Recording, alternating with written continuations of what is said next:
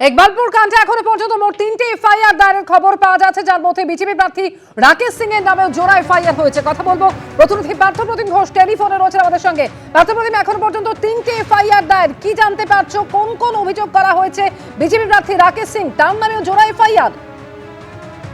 দেখো, 3টে এফআইআর এর মধ্যে 2টি এফআইআর কিন্তু বিজেপি প্রার্থী রাকেশ সিং এর নাম রয়েছে এবং সেখানে তোমায় বলে রাখি যে দুটি যে এফআইআর হয়েছে তার মধ্যে সরকারি কর্মীকে কাজে বাধা, সরকারি কর্মীকে মারধর, অন্যদিকে সরকারি সম্পত্তি নষ্টর মতো যেমন গুরুতর ধারা রয়েছে, তার সঙ্গে হচ্ছে যে বিষয়টা সেটা হচ্ছে যে একজন পুলিশ কর্মীর যে বডি ক্যাম্প, সেই বডি ক্যাম্প ছিনতাই করে নেওয়া হয় বলে অভিযোগ। পাশাপাশি পুলিশ কর্মীর কাছ থেকে সার্ভিস রিভলভার, অর্থাৎ সরকারি যে বন্দুক পুলিশের থাকে, গভর্নমেন্টের সার্ভিস রিভলভার, সেই সার্ভিস রিভলভার পর্যন্ত ছিনতাই করার চেষ্টা করা হয় বলে অভিযোগ। সরকারি সম্পত্তি ভাঙচুর করা হয় বলে অভিযোগ। 9 জন পুলিশ কর্মী আহত হয়েছে এই ঘটনায়, তাদেরকে মারধর করা হয় বলে অভিযোগ। এরকম একাধিক গুরুত্বপূর্ণ ধারা রয়েছে, যেমন হচ্ছে সরকারি কর্মীর কাজে বাধা, সরকারি সম্পত্তি নষ্ট, ছিনতাই, পুলিশের বডি ক্যামেরা ছিনতাই করা, পাশাপাশি সরকারি বন্দুক ছিনিয়ে নেওয়ার চেষ্টা সহ একাধিক গুরুতর ধারায় মামলা হয়েছে। বিজেপি প্রার্থী রাকেশ সিং এর নামে দুটি এফআইআর হয়েছে এবং ইতিমধ্যে তুমি জানো যে 9 জনকে পুলিশ গ্রেপ্তার করেছে, তার মধ্যে 5 জন বিজেপি কর্মী এবং 4 জন তৃণমূল কর্মী গ্রেপ্তার হয়েছে এই ঘটনায়। ধন্যবাদ পার্থপ্রতিম।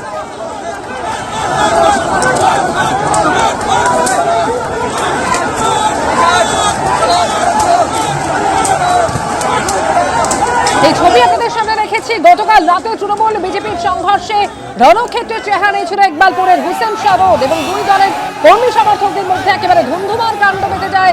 পরিস্থিতি সামলাতে লাঠিচার্জ করতে হয় পুলিশকে।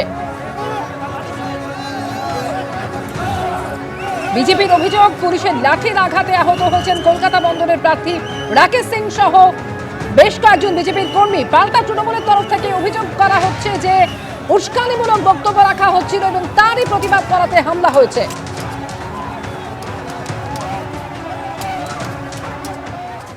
আমাদের জনসভা ছিল হাসান শাহ রোডে পারমিশনে। আমাদের 10টা লোক, 200 লোক মিলে মিনি পাকিস্তান জিন্দাবাদ করছে। তারপরে ওখানে আমি গেছি, আমিও ওখানে হেনস্থা হয়েছি। তারপরে দেখুন আমার মেয়েকে কিভাবে মারলো, আইপিএস মেরেছে,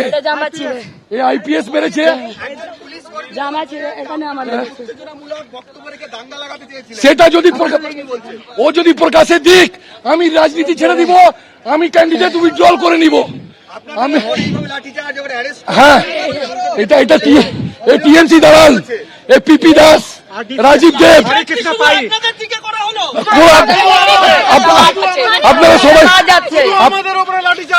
আপনারা সবাই দেখেছেন, ওদেরকে এখানে জড়িত করে এইসব জিনিসটা করানো হয়েছে।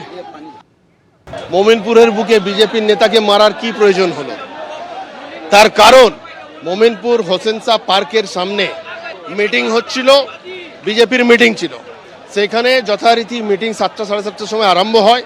সেই সময় প্রার্থী রাকেশ সিং পৌঁছবার আগে যে ওখানে বক্তা ছিল, সেই বক্তা নিজের বক্তব্য রাখার সময় কিছু এমন কথা বলে যা ধর্মীয় ভাবাবেগে আঘাত লাগায়। পশ্চিমবঙ্গে এবারের বিধানসভা ভোটে আরও কঠোরভাবে কেন্দ্রীয় বাহিনীকে ব্যবহার করতে চাইছে নির্বাচন কমিশন। সূত্রের খবর, বুথের 100 মিটারের মধ্যে সমস্ত নিরাপত্তার দায়িত্বে থাকবে কেন্দ্রীয় বাহিনী।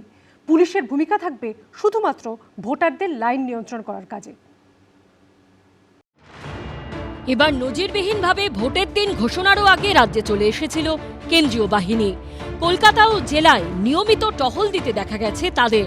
তারপর কাশ্মীর থেকে আনা হয়েছে বুলেট প্রুফ সাজোয়া গাড়ি, যা দেখে অনেকে বলছেন বার্তাটা পরিষ্কার। পশ্চিমবঙ্গে হিংসামুক্ত ভোট করাতে নির্বাচন কমিশন এবার মরিয়া। আর সেই বার্তাই কার্যত আরও স্পষ্ট হলো কলকাতায় সমস্ত কেন্দ্রীয় বাহিনীর প্রধানদের বৈঠকে। সুরক্ষা পর্যালোচনায় জওয়ানদের সঙ্গে বৈঠক করেছেন বিএসএফ, সিআরপিএফ, সিআইএসএফ, আইটিবিপি ও অন্যান্য বাহিনীর ডিজিরা, যেখানে সব বাহিনীকে একত্রিতভাবে কাজ করার নির্দেশ দেওয়া হয়েছে। ঠিক করে দেওয়া হয়েছে এসওপি। নির্বাচন কমিশন সূত্রে খবর, প্রথম দফার ভোটে মোতায়েন থাকবে 2407 কোম্পানি কেন্দ্রীয় বাহিনী। দ্বিতীয় দফার ভোটেও থাকবে একই ধরনের সুরক্ষার আয়োজন। শুধু কলকাতাতেই থাকবে প্রায় 250 কোম্পানি। এক সেকশনে থাকেন 8 জন জওয়ান। সূত্রের খবর, এবছর ভোট কেন্দ্র পিছু থাকবেন অন্তত হাফ সেকশন কেন্দ্রীয় বাহিনী, অর্থাৎ 4 জন জওয়ান। আর ভোট কেন্দ্রে বেশি বুথ থাকলে সেখানে 2 সেকশন পর্যন্ত বাহিনী থাকবেন, অর্থাৎ 16 জন। 10 থেকে 12টি ভোট কেন্দ্র পিছু থাকবে একটি কেন্দ্রীয় বাহিনীর কিউআরটি, থানা পিছু 8টি মোবাইল এবং HRFS ভ্যান। নির্বাচন কমিশন সূত্রে খবর, এবার আর পুলিশের উপর পুরোপুরি ভরসা করা হবে না। ইতিমধ্যেই নিরাপত্তার স্বার্থে বুথের 100 মিটারে লক্ষণ রেখা কাটার সিদ্ধান্ত নিয়েছে কমিশন। সূত্রের খবর, সেই 100 মিটারের মধ্যে সমস্ত নিরাপত্তার দায়িত্বে থাকবে কেন্দ্রীয় বাহিনী। পুলিশের ভূমিকা থাকবে শুধুমাত্র ভোটারদের লাইন নিয়ন্ত্রণ করার কাজে। নিজের মতো কাজ করবে কেন্দ্রীয় বাহিনী, পুলিশ শুধুমাত্র গাইড করবে। এমনকি কোথাও গন্ডগোলের খবর পেলে জওয়ানরা যাতে অলিগলিতে পৌঁছে যেতে পারেন, তার জন্য তাদেরকে মোটর বাইক দেওয়া হবে। পুরো পরিস্থিতিতে নজর রাখবেন কেন্দ্রীয় পুলিশ পর্যবেক্ষকরা। যে পোলিং বুথ আছে 100 মিটার ভিতর শুধু কেন্দ্রীয় বাহিনীর রোল থাকবে। 100 মিটার ভিতর কেউ ঢুকতে পারবে না। 100 মিটার ভিতর একটা লাইন থাকবে, যেখানে পেন্ট থেকে হবে, চক থেকে হবে, কোনো লোক ভিতর ঢুকতে পারবে না সিএপিএ পারমিশন ছাড়া। রাজ্য পুলিশের ভূমিকা স্যার, রাজ্য পুলিশ কোথায় থাকে? রাজ্য পুলিশ তো থাকছেই, রাজ্য পুলিশ তো সব আছে, লড়টা দেখছে, রাজ্য পুলিশ যে বাইরে আছে। একদিকে নির্বাচন কমিশন তৎপর, অন্যদিকে তা নিয়ে তুঙ্গে রাজনৈতিক তরজা। পুরো যুদ্ধজাহাজ নিয়ে এসছে। পয়েলগাঁওতে টেরোরিস্টদের আটকাতে পারে না, বাংলার লোক কি টেরোরিস্ট? জিজ্ঞেস করুন, মিলিটারিদের সাথে কেন মিটিং করেছে ইলেকশন নিয়ে? মানুষকে হত্যা করতে চাও, রক্ত ঝরাতে চাও, নাকি শান্তিতে নির্বাচন করতে চাও? আমরা শান্তিতে নির্বাচন করব। আমি দেখবো কত ক্ষমতা, ওদের সব এজেন্সির ক্ষমতা বড় না মানুষের ক্ষমতা বড়। मैं तो उनसे कहना चाहता हूं, 15 साल बहुत हुए, अब खेला बंद होगा और विकास शुरू होगा। एक बार खेला शेष, उन्नयन शुरू। এরই মধ্যে দেশের মুখ্য নির্বাচন কমিশনার জ্ঞানেশ কুমার বার্তা দিয়েছেন, পশ্চিমবঙ্গে এবারের ভোট যাতে অবাধ, সুষ্ঠু ও স্বচ্ছভাবে হয় তা নিশ্চিত করতে সব রকম চেষ্টা করবে নির্বাচন কমিশন। নির্বাচন হবে ভয়মুক্ত, হিংসামুক্ত, প্রলোভন মুক্ত, ছাপ্পা মুক্ত, বুথ দখল মুক্ত। তিনি আরও বলেছেন, রাজ্য সরকার, স্থানীয় সংস্থা বা স্বায়ত্তশাসিত প্রতিষ্ঠানের কোনো কর্মী যেন নির্বাচন প্রক্রিয়াকে প্রভাবিত না করেন। পশ্চিমবঙ্গের প্রতিটি ভোটার যেন নির্ভয়ে ভোটাধিকার প্রয়োগ করেন। ভোটের পর্ব পশ্চিমবঙ্গের গর্ব। রুমা পাল, এবিপি আনন্দ। এবিপি আনন্দ, এগিয়ে থাকে, এগিয়ে রাখে।